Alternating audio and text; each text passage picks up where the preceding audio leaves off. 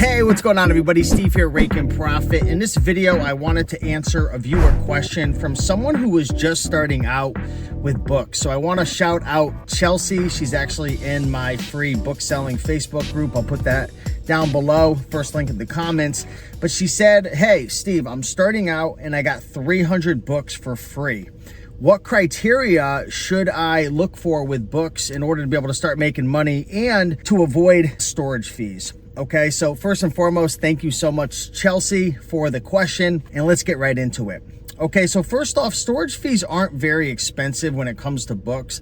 I mean, honestly, it's like maybe 3, 4, 5 cents per month to store a book. Now, once you get to the 6-month mark, you're going to start getting hit with long-term storage fees. So just keep an eye on your inventory and try to get them to sell before 6 months. But I think even after 6 months, it's not super expensive, okay? You can go ahead and look into long-term storage fees. A lot of it's going to depend upon the size of the book and the weight and like the dimensions and whatnot. But I mean, honestly, books are really inexpensive to store at Amazon FBA. Now, if you want to avoid storage fees with Amazon, you can actually merchant fulfill the books, which means you can list them on Amazon, and when it sells, you pick it, pack it, ship it, and fulfill it yourself. So if you do want to avoid those storage fees, then you can merchant fulfill the books. And I'm actually going to be talking about some other things regarding merchant fulfilling in a couple minutes.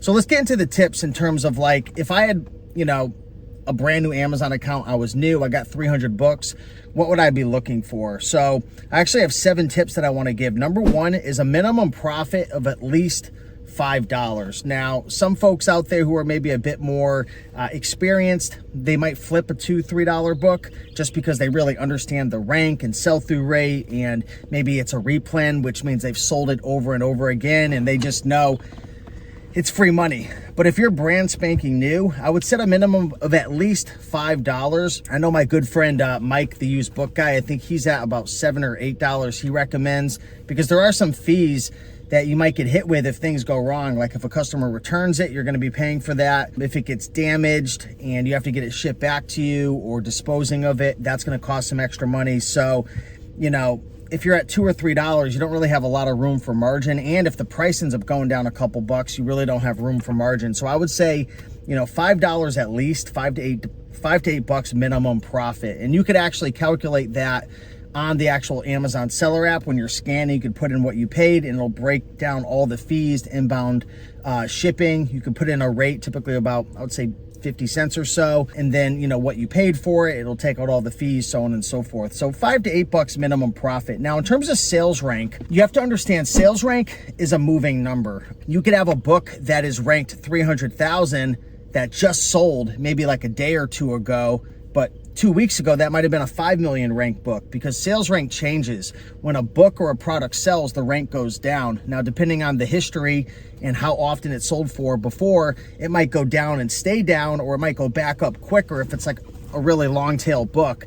But in general, I would say if you're brand spanking new, I would try to stick with books that are under 3 million rank, really under 2 million rank, and send those to Amazon FBA if it has at least a $5 to $8 profit. But again, rank is always changing, and you could certainly sell books for 3, 4, 5, 6 million rank, but I'd prefer to merchant fulfill them.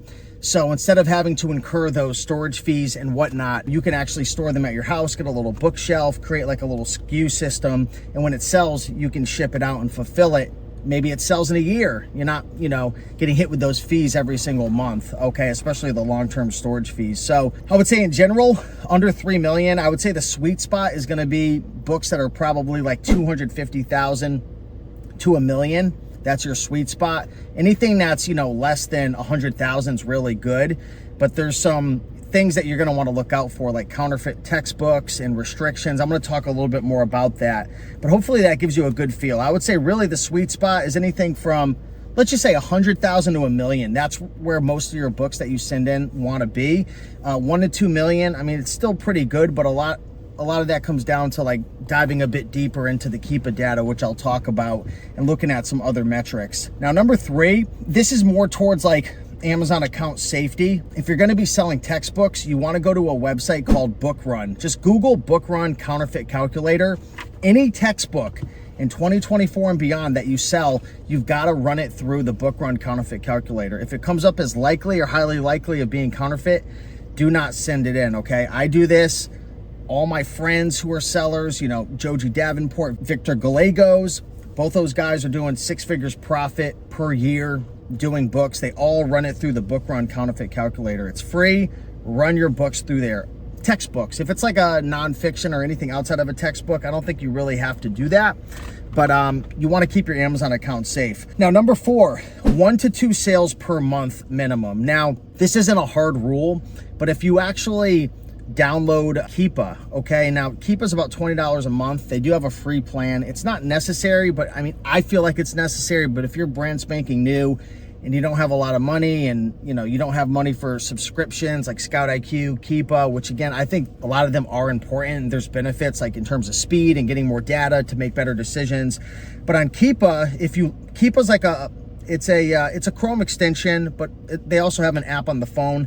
It pops up over an Amazon sales page. So if you look up a book on Amazon, go to Amazon.com, look up, you know, whatever book, Geometry, 12th edition by McGraw-Hill, whatever, you find that book, Keepa will pop up on the book, like on the sales page, and it gives you a lot of data. It's like a stock chart, it looks like. You can see the history of sellers, how many times it sold in the last month, 3 months, 6 months, 12 months. It gives you a lot more data. And if you're using Scout IQ, when you scan a book, they have the e-score, which is how many sales there's been in a 6-month period. Keepa, I mean, they're probably getting all their data from Keepa. Keepa breaks it all down. I would say if you're a brand new seller, really trying to focus on books that have at least 1 sale per month minimum. And again, if you go to a Keepa chart, you can see it's like a little green drop every time over a time frame that book sells, okay? So these are just rules of thumb if you're brand spanking new, because what I hate seeing is brand new sellers buying a ton of books that look very profitable.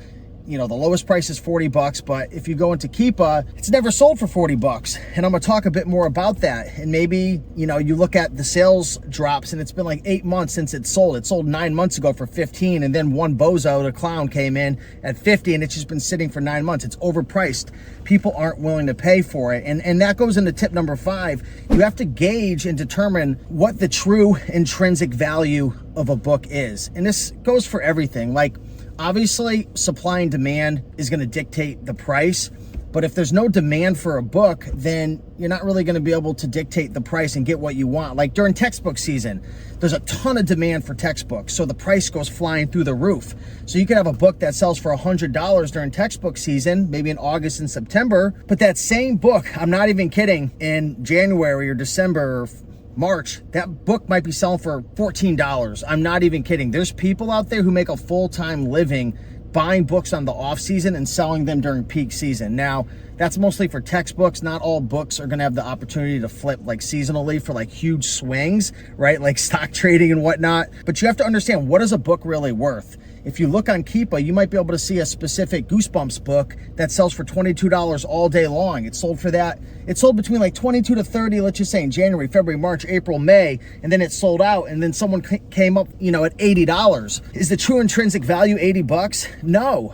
Is someone maybe willing to pay 40 because there's no one selling it? Possibly, maybe 50. You could look back on Keepa over 12, 18 months to kind of investigate that. But that's the thing, like a lot of times there might be 1 or 2 people pricing it like outrageous, and the market just might not be willing to pay that. You know, it's like if you go to a circus or something, you know, you're willing to pay, you know, $15 for some cotton candy or whatever, right? Or some popcorn because you're at the circus. But if someone wants $50 for it, it's like, yeah, you're at the circus. Like you can only buy what you can get there. But like, is someone really going to pay 50? Maybe, maybe not, probably not. So like the lesson is, you have to read Keepa charts and really get a good feel for the true intrinsic value, because sometimes the marketplace prices like a bunch of idiots, and you might have a bunch of books that just aren't selling. It's because you're just following the crowd. You know, all the merchants in FBA, they all just follow each other. Sometimes that works, but if it's not a super popular item, and again, there's a lot of nuances to this, then sometimes it's just gonna sit, collect, you know, fees, etc. So you have to learn how to read Keepa charts. You have to learn how to understand that. Go to YouTube, type in how to read a Keepa chart, you know, check out Joji Davenport's YouTube channel, you know, check out my channel, Keepa. I mean, there's a lot of free videos out there, but that's really, really big, because a lot of times what people do is they buy a bunch of books, they price them at high inflated FBA prices, and it just sits forever. So you've got to learn what the true intrinsic value of a book is, okay? Number 6, reprice 2 to 4 times a month. If you do not reprice your inventory, a lot of times competitors are going to undercut you, which is fine. I mean, you could still win the buy box and sell products second, third, fourth in line. That took me many years to learn, but it's true because the buy box is different, you know, all over the country. Like I might have a buy box in Connecticut at 23, but you might be in Seattle and you might have a buy box at 27, because it's all about where the inventory is at the various warehouses pertaining to where you live, because they want to get you the inventory quickly. So buy box is different all over the place. So the lesson is, like, price is very important on Amazon. And for certain products, especially books, if you're 5th, 6th, 7th, 8th in line, a lot of times you're not going to sell. Again, there's exceptions to the rule because of the buy box in different locations. But I could tell you right now, like, the number one secret recipe that anybody can put forth, right? One action, if you have a couple hundred books, and I know this is a little outside of the question, but if you have a couple hundred books and it just seems like sales are slow, reprice your inventory. You could do this manually. You could use Amazon's free repricer. There's repriceit.com. There's Be Cool. That's what I use. These are paid solutions. But if you're new, just manually go in and just reprice. Check where the market is. Where's FBA? Where are the merchants? Look at the rank and reprice your inventory regularly. I can't say it enough. That'll definitely help you to, again, back to the initial question, like how to avoid storage fees. Get your inventory to move before 6 months by repricing, okay? And then obviously making sure that you're analyzing deals correctly based on the sales rank, running it through Book Run Calculator, making sure there's enough sales, figuring out the true intrinsic value and not overpricing your books like crazy. And then last but not least, this is just a little tip. This really has nothing to do with the question, but a lot of new sellers, they say, I can't sell all these books, they're all restricted. There's a big difference between a requires approval versus restricted. Restricted means, like, a lot of times you'll scan it and on Amazon it'll say in all red, like restricted. Other times it'll say requires approval, which means you have to go in and just hit the button and click requires approval and just answer a question, hit yes. Back in the day, you used to have to do it on the desktop. I don't know if it works on the app anymore, but there's a difference between requires approval and restricted. So if you have 300 books your brand's making new, you might not think you could sell a lot of them, but most of them you will be able to sell outside of popular textbooks. But just push that button where it says requires approval on the app, or when you go to add your product and list it, it's going to say requires approval. Push through and the different prompts and get approved for the various publishers, okay? So hopefully this video helped. Let me know if you found value in this video. If you did, smash that like button, show some love. Hey, if you're brand new to selling books, check out my free 5-day book selling workshop. I'll put the link down below. It's rakeandprofit.com/workshop, or look into possibly join my membership. It's called Reselling Freedom. We have 10 plus coaches. We do coaching calls 3, 4, 5, 6 times a week. You know, we have hundreds of coaching calls all recorded. We have a course, community. So definitely check that out. But I would probably even just start with the free 5-day book selling workshop. Go from there, start on a budget, and as you grow and learn, you know, level up your education. But I appreciate you guys. Much love. Have a beautiful day, and I'll see you in the next one.